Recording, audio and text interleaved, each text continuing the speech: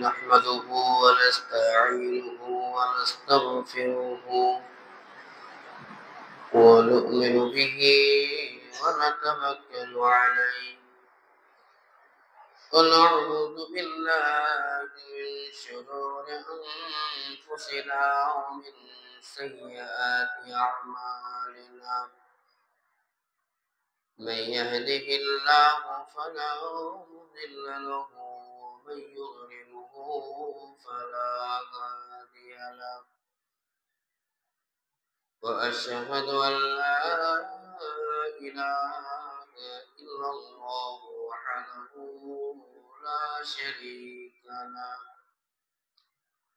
وأشهد أن محمدا عبده ورسوله أما بعد فأعوذ بالله من الشيطان الرجيم بسم الله الرحمن الرحيم قاف والقرآن المجيد بل عجبوا أن جاءهم منذر منهم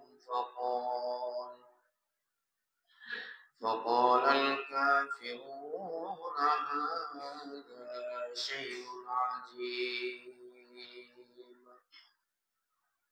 أإذا متنا وكنا ترابا ذلك رجع بعيد قد علمنا ما تنقص الأرض منهم وعندنا كتاب حفيظ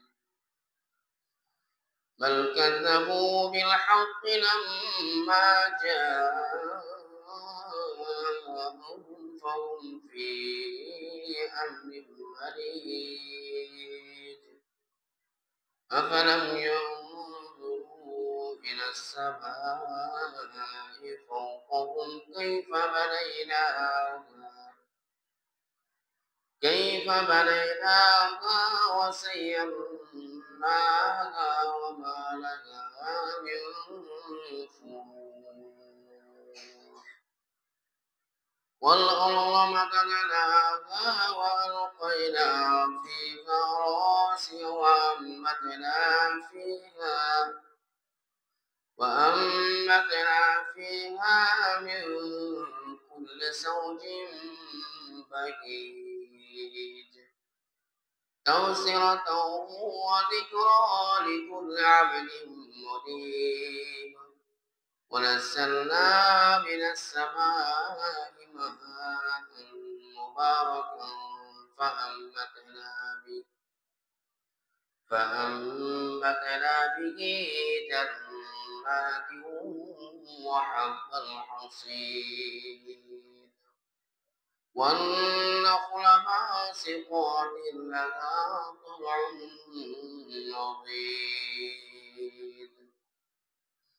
رزقا للعباد وأحيينا به بلدة ميتا كذلك الخروج كذبت قبلهم قوم نوح وأصحاب الرس وثمود وعاد وفرعون والإخوان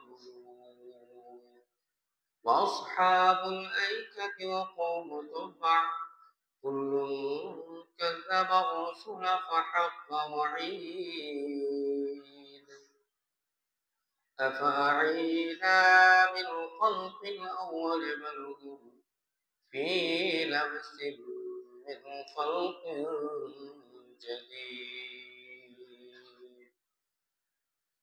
بارك الله لنا ولكم في القرآن العظيم ونفعنا وإياكم بالآيات والذكر الحكيم إنه تعالى جود كريم ملك بر رؤوف رحيم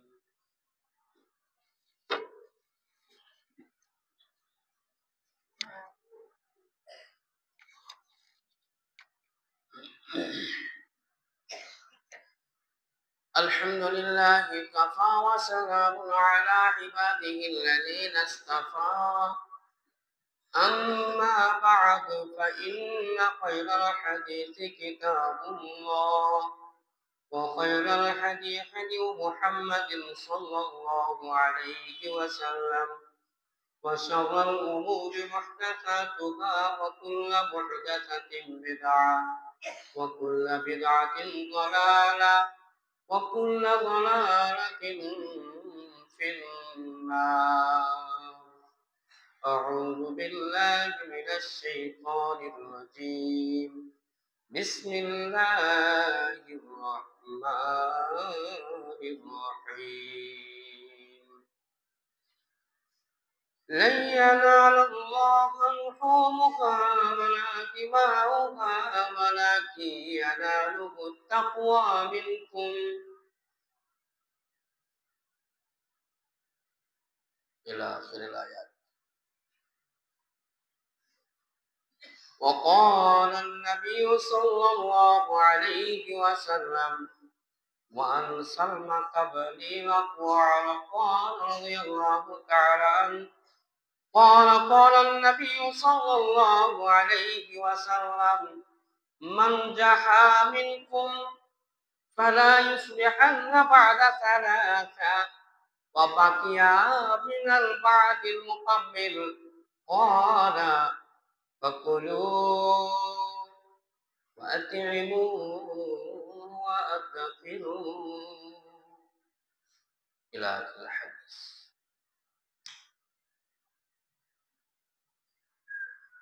জগৎ যিনি সৃষ্টি করলেন আল্লাহ তারই নাম, তারই নামের বন্দনা করি, তারই রইত নাম।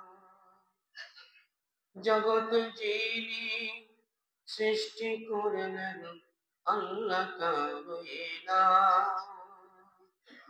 তারই নামের বন্দনা করি, তারই রইত নাম। সমাবেত ইসলাম দরদি ভাতৃবৃন্দ, সমস্ত প্রশংসা আরাধনা সেই মহান রব্বুল আলামিনের জন্য, যে আল্লাহ তাআলা আমাদেরকে সর্বকর্ম থেকে বিরত রেখে মসজিদে এসে 2 রাকাত সুন্নাত নামাজ পড়ে বসার ক্ষমতা দান করেছেন। সেই মহান রব্বুল আলামিনের নিকটে আমরা সকলে শুকরিয়া জ্ঞাপন করি, সকলে বলি আলহামদুলিল্লাহ। অতঃপর আমার ধর্মের গুরু আকায়ে নামদার তাজদারে মদিনা আহমদ মুস্তাফা মুহাম্মদ মুস্তাফা সাল্লাল্লাহু আলাইহি ওয়াসাল্লামের উপর শত সহস্র দরুদ ও শান্তির ধারা বিবর্ষিত হোক, বলুন আল্লাহুম্মা আমিন। আল্লাহুম্মা সাল্লি আলাইহি। আমি আপনাদের সম্মুখে পবিত্র কোরআনুল কারীম সূরাতুল হজ আয়াত নাম্বার 36 তেলাওয়াত করেছি। অপরদিকে নবীর অমীয় বাণী বুখারী শরীফ থেকে একটি হাদিসের টুকরা পেশ করেছি।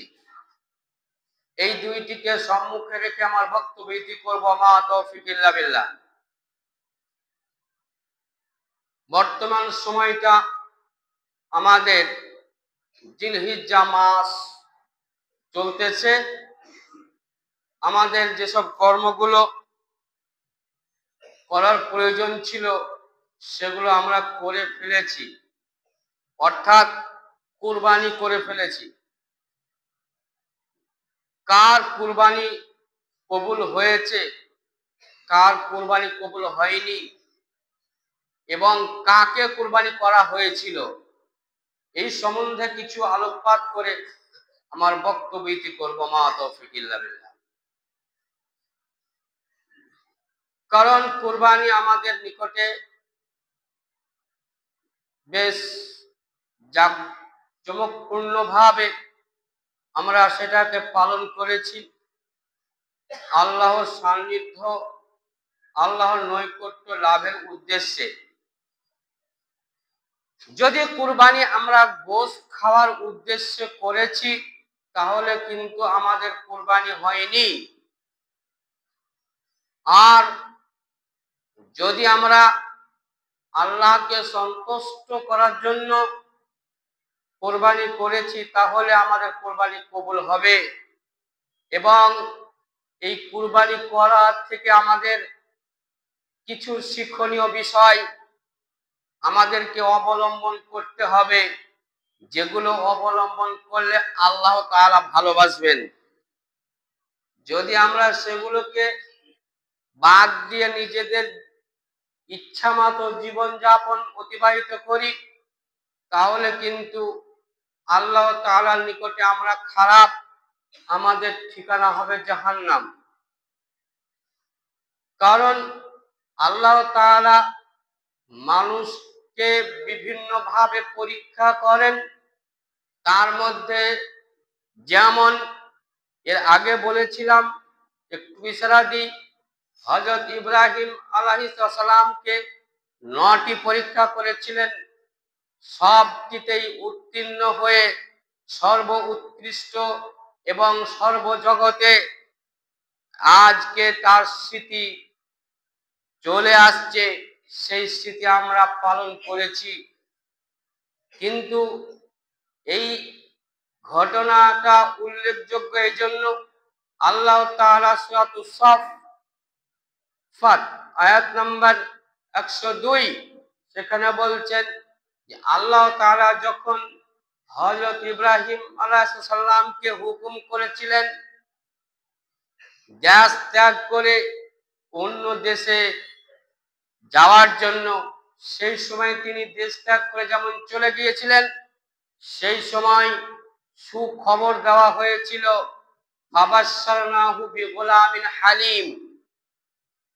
ফাবাশশারনাহু বিগুলামিন হালিম তাফসীরকারকরা বিভিন্নভাবে বিভিন্ন জায়গায় বিভিন্নভাবে মতান্তর করে কেউ বলেছেন হযরত ইসমাঈলকে কুরবানি করা হয়নি, করা হয়েছিল ইসহাককে। এই সম্বন্ধে কিছু আলোকপাত করতে চাইছি। কারণ কিছুদিন আগে বাংলাদেশে একটি মোকদ্দমা হয় কোর্টে, এই সম্বন্ধে মুসলিমরা একটা ভুল ভ্রান্তে উপনীত হয়ে ইসমাইলের নামটা উল্লেখ করে। পরবর্তীতে রায় প্রকাশ হলো যে না, হযরত ইসমাঈল আলাইহিস সালামকে কুরবানি করা হয়েছিল। এর জন্য সূরাতুস সাফ আয়াত নাম্বার 102 সেখানে কিন্তু আল্লাহ তাআলা বলে দিয়েছেন ফাবাশশারনাহু বিগুলামিন হালিম। কারণ হযরত ইব্রাহিম আলাইহিস সালাম তিনি বিবি সারাকে বিয়ে করেছিলেন আগে, পরবর্তীতে হাজেরাকে, কিন্তু বিবি সারার গর্ভে সন্তান হয়নি। যাকে উপঢৌকন স্বরূপ পেয়েছিলেন তিনি হলেন বিবি হাজেরা। আর বিবি হাজেরার গর্ভে পয়দা অর্থাৎ জন্মগ্রহণ করেছিল ইসমাঈল আলাইহিস সালাম, যার বংশধর আজও বিদ্যমান। মক্কা মুকাররমাতুল মুকাররমা হযরত ইসমাঈলের বংশধরই চলে আসছে। আর সেই বংশ পরম্পরায় হযরত নবী মুহাম্মদ রাসূলুল্লাহ সাল্লাল্লাহু আলাইহি ওয়াসাল্লাম তিনি সেই বংশেরই লোক। তাই তিনার এই নিয়ম নীতি অনুসারে আল্লাহ তাআলা বলছেন ফাবাশশারনাহু বিগুলামিন হালিম, তোমাকে খুশখবরি দেওয়া হলো একজন ধৈর্যশীল সুসন্তানের। আর সেই সন্তান পাওয়ার পরে আল্লাহ তাআলা সেই হুকুম হয়ে গেল। তখন হযরত ইব্রাহিম আলাইহিস সালামের 86 বছর বয়স। সেই সময় ইসমাঈলকে পাওয়ার পরে তাকে সেই কোথায়, মক্কা মুকাররমা, সেই জায়গায় তাকে নির্বাসন দেওয়া হলো। সেই জায়গা থেকে মক্কা মুকাররমা কাবা শরীফ থেকে মিনা 8 কিমি, 8 কিমি রাস্তা, 8 কিলোমিটার, সেখান থেকে দূরবর্তীতে গিয়ে হযরত ইব্রাহিম আলাইহিস সালাম তিনি তার পুত্র ইসমাইলকে কুরবানি করেছিলেন। এটা তাফসীর কারক তাফসীর ইবনে কাসির 7ম খণ্ড 149 পৃষ্ঠা, সেখানে উল্লেখ করা আছে যে হযরত ইসমাইলকেই কুরবানি করা হয়েছিল। আর ইসমাইলের কুরবানিটাই কবুল হয়েছে, এই জন্য আল্লাহ তাআলা জান্নাত থেকে দুম্বা পাঠিয়ে দিয়েছিলেন। সেই দুম্বাটা হচ্ছে যেটা কুরবানি করেছিলেন হযরত ইব্রাহিম সাল্লাম, তার স্মৃতি, তার অনুসরণ করে আমরাও কিন্তু কুরবানি করেছি। এই কুরবানি করেছি আমরা কোন নিয়তে? আল্লাহ তাআলা তাই বলছেন সূরাতুল হজ আয়াত নাম্বার 34, কি বলছেন? লাইয়ানাল্লাহা লুহুমুহা ওয়ালা দিমাউহা ওয়ালাকিন ইয়ানালুহু তাকওয়া মিনকুম। আল্লাহ তাআলা বলছেন মানুষকে আমি বিধান দিয়েছিলাম কুরবানি করার জন্য। কুরবানির বিধান দেওয়ার পরে সেই কুরবানির নিয়ম অনুসারে তারা কুরবানি করেছে, কিন্তু তাদের গোশত, মাংস, হাড্ডি, রক্ত, খুন কিছুই আল্লাহর কাছে পৌঁছায় না। লাইয়ানাল্লাহা লুহুমুহা ওয়ালা দিমাউহা, আল্লাহ তাআলা বলছেন তোমরা যে কুরবানি করেছো, যে জানোয়ার কুরবানি করেছো, জবাই করেছো, সেই জানোয়ারের কুরবানির গোশত এবং খুন আমার নিকটে পৌঁছায় না। কি পৌঁছায়? ওয়ালাকিন ইয়ানালুহু তাকওয়া মিনকুম, তোমাদের পরহেজগারিতা, আল্লাহর ভীতি, তাকওয়া আল্লাহর কাছে পৌঁছায়। আল্লাহ তাআলা বলছেন যারা আল্লাহকে প্রকৃত ভয় করে, ভয় করার মতো ভয় করে, তাদের জন্য সর্বকাজ, সর্বকর্ম তাদের জন্য সহজ হয়ে যায়। আল্লাহ তাআলা সেই সব বান্দাদেরকে, মুমিন বান্দাদেরকে 3টি কাজ তাদের জন্য করে দেন। মুমিন বান্দা যারা আল্লাহকে ভয় করে, তাদের কর্ম হচ্ছে, তাদের প্রথমত কি হয়? তাদের পাপগুলোকে মিটিয়ে দেন। যারা তাকওয়া অবলম্বন করে, ওয়ালাকিন ইয়ানালুহু তাকওয়া মিনকুম, তোমাদের মধ্যে যারা কুরবানি করেছো সেই তাকওয়া অবলম্বন করো, তোমাদের তাকওয়া পরহেজগারিতা আমার নিকটে পৌঁছায়। আর আমি সেই সব মুমিনদেরকে ভালোবাসি যারা সেই তাকওয়া অবলম্বন করে তাদেরকে। তাদের জন্য 3টি কাজ আল্লাহ তাআলা করলেন। কি করে দেন? সর্বপ্রথম তাদের পাপগুলোকে মিটিয়ে দেন। পাপগুলোকে মিটিয়ে দেওয়ার পরে তাকে রুজি দেন। রুজি তাকে দিয়ে থাকেন।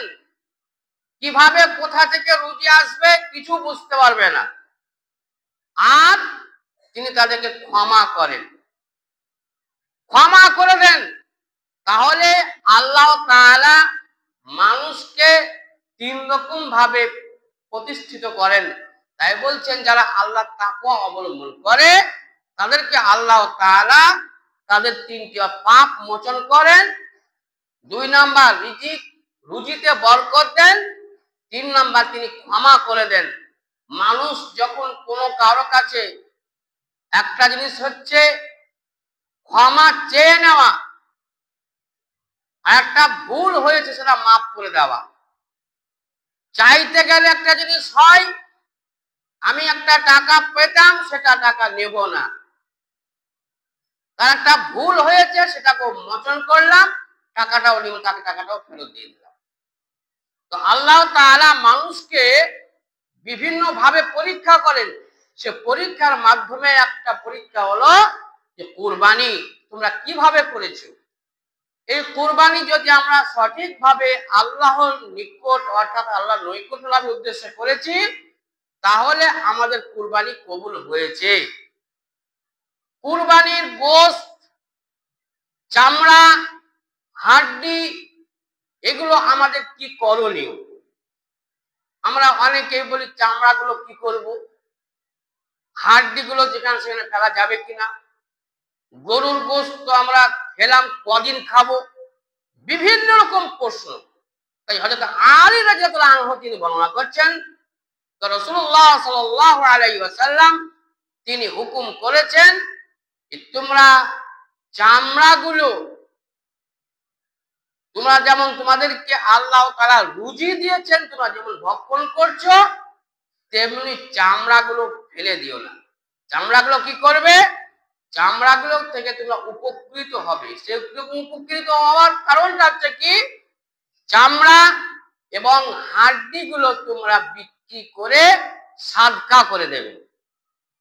আর কুরবানির ওই হাদিসে বলছেন যে আল্লাহ তাআলা আমাদেরকে যেমন রুজি দিয়েছেন, তেমনি কোরআন শরীফে বলছেন ফাকুলু ওয়া আতইমু বাইসাল ফাকির। কুরবানির গোশত তুমি নিজে খাও, ফকির মিসকিনকে দাও। অন্য এক আয়াতে বলছেন তুমি নিজে খাও, আত্মীয় স্বজনকে দাও, এবং যে চাই না তাকে দাও, যে যাচাঙ্গা করে না, অভাবী, তাকে দাও। হাদিসের ভাষায় আমরা কিছুদিন হয়তো বলেছি বা বলছি 3 ভাগ, কিন্তু হাদিসের ভাষাতে নবী করিম সাল্লাল্লাহু আলাইহি ওয়াসাল্লাম তিনি বলছেন ওয়ান সালমা ইবনে আকওয়া قال قال النبي صلى الله عليه وسلم, সালমা বিন আকওয়া রাদিয়াল্লাহু তাআলা আনহু তিনি বর্ণনা করছেন রাসূলুল্লাহ সাল্লাল্লাহু আলাইহি ওয়াসাল্লামের জামানাতে আমরা কি করতাম, মান জাহা মিনকুম, তোমাদের মধ্যে যারা কুরবানি করেছো, ফাসবিহুন্না বাদা সালাসা, 3 দিনের বেশি রাখতে পাবে না। 3 দিনের বেশি রাখতে পাবে না, তোমরা গোশত খেয়ে নিতে হবে। এটা আমরা একটা বছর করলাম। তারপরে সাহাবা বলছেন, তারপরে আমরা পরের বছর তারপরে পরের বছর জিজ্ঞাসা করলাম, ইয়া রাসূলুল্লাহ, ইয়া হাবিবাল্লাহ, আমরা কি সেই পূর্বের ন্যায় গোশত কি 3 দিনের বেশি খেতে পারবো না? রাসূলুল্লাহ সাল্লাল্লাহু আলাইহি ওয়াসাল্লাম বললেন, ওয়ালা ফাকুলু ওয়া আতইমু ওয়া আদখিরু। 3টা ভাষা। হাদিসের বুখারী শরীফের হাদিস 5569 নম্বর হাদিস। বুখারী শরীফে আল্লাহর নবী বলছেন, প্রথমত আমি তোমাদেরকে বলেছিলাম 3 দিনের বেশি তোমরা কুরবানির গোশত রাখতে পাবে না। 3 দিনে তোমরা খেয়ে নিতে হবে। কারণ সেই সময় অত্যন্ত অভাব ছিল, অনটন ছিল। এই জন্য যার কাছে যে কুরবানি করেছে সেজন্য সাদকা করে দেয়। এক সময়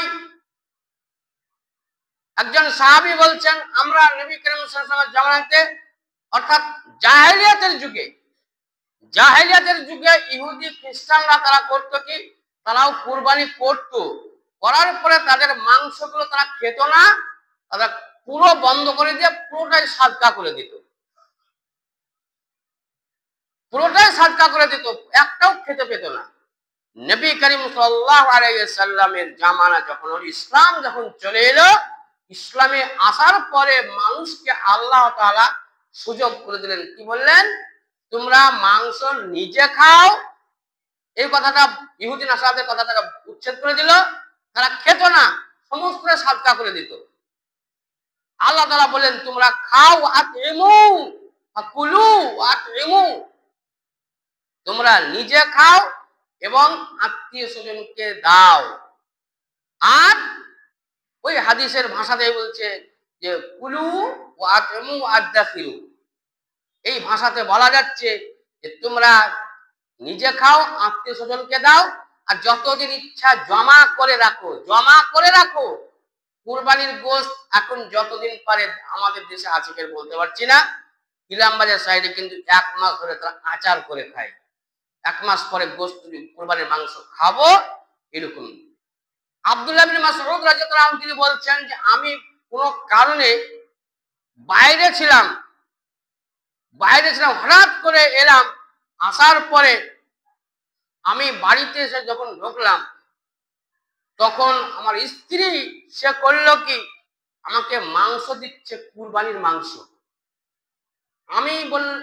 আব্দুল্লাহ ইবনে মাসউদ তিনি বলছেন যে আমি এটা খাবো না, কারণ নবী করিম সাল্লাল্লাহু আলাইহি ওয়াসাল্লাম বলেছেন 3 দিনের বেশি রাখা যাবে না, খাওয়া যাবে না, অতএব খাবো না। পরবর্তীতে তিনি করলেন কি, কাতাদা রাদিয়াল্লাহু তাআলা আনহুর নিকটে গিয়ে বললেন, আমার বাড়িতে কুরবানির গোশত আছে এতদিন ধরে।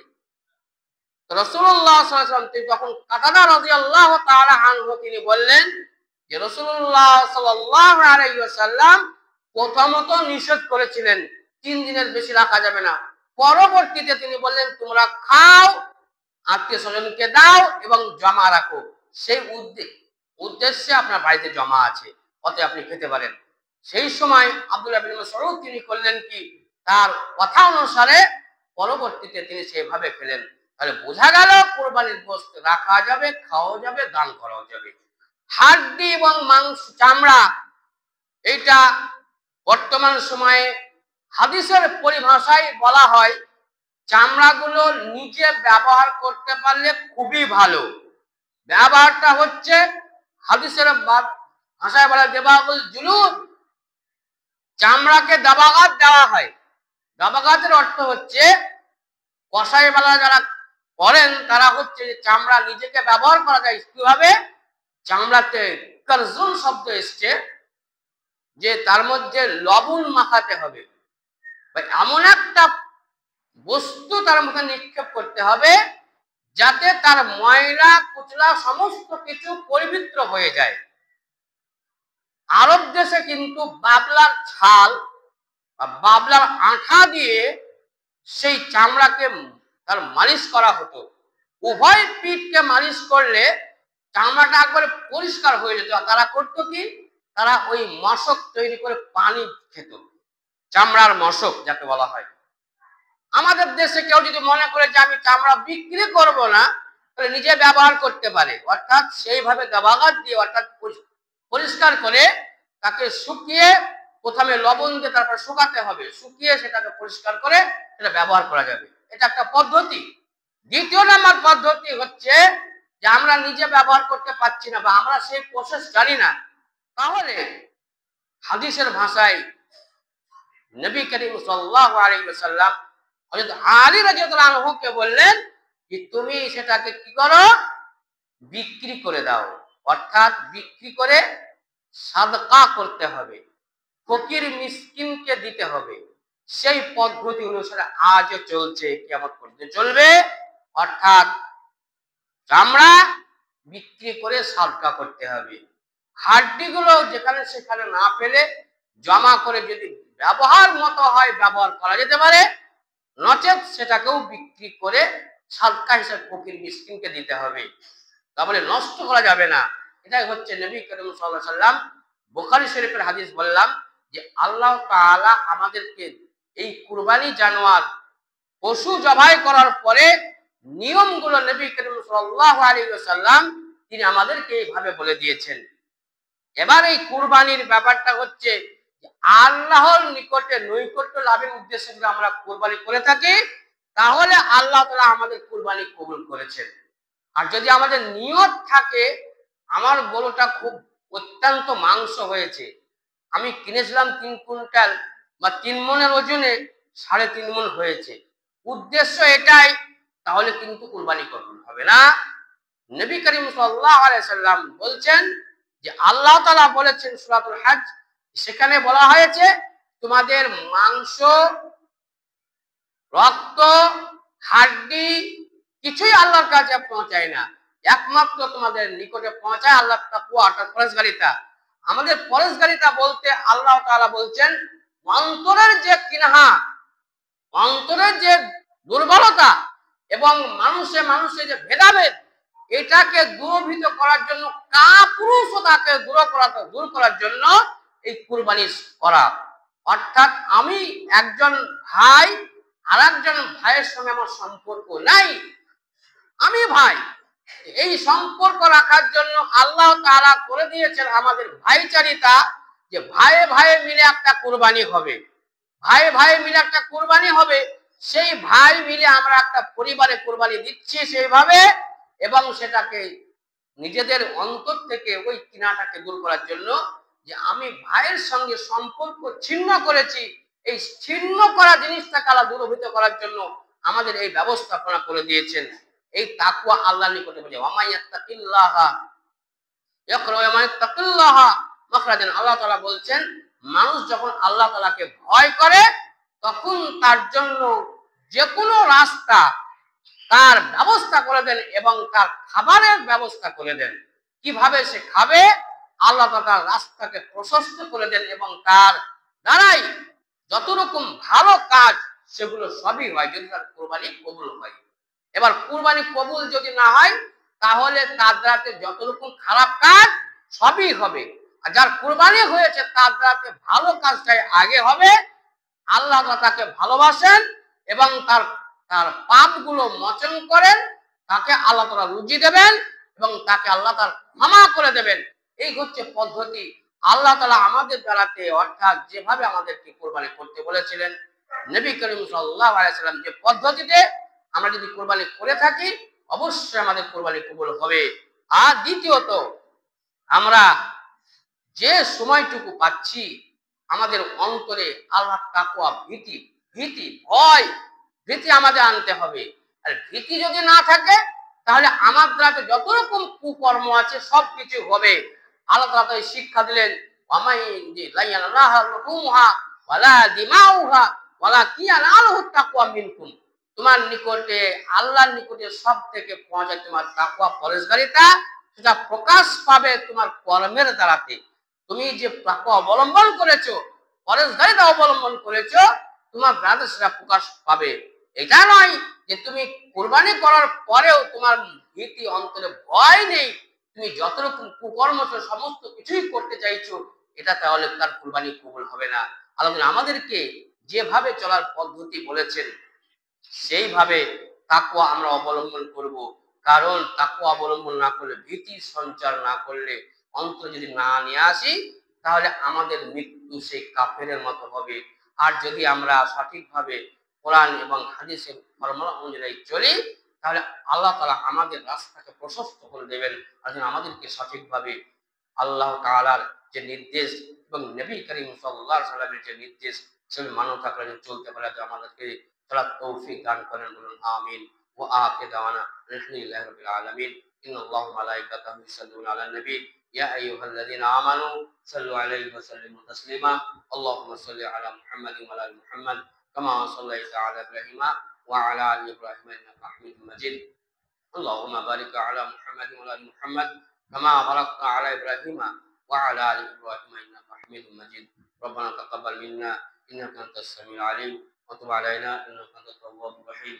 সুবহানা রাব্বিকা রাব্বিল ইজ্জাতি আম্মা ইয়াসিফুন ওয়া সালামুন আলাল মুরসালিন ওয়ালহামদুলিল্লাহি রাব্বিল আলামিন।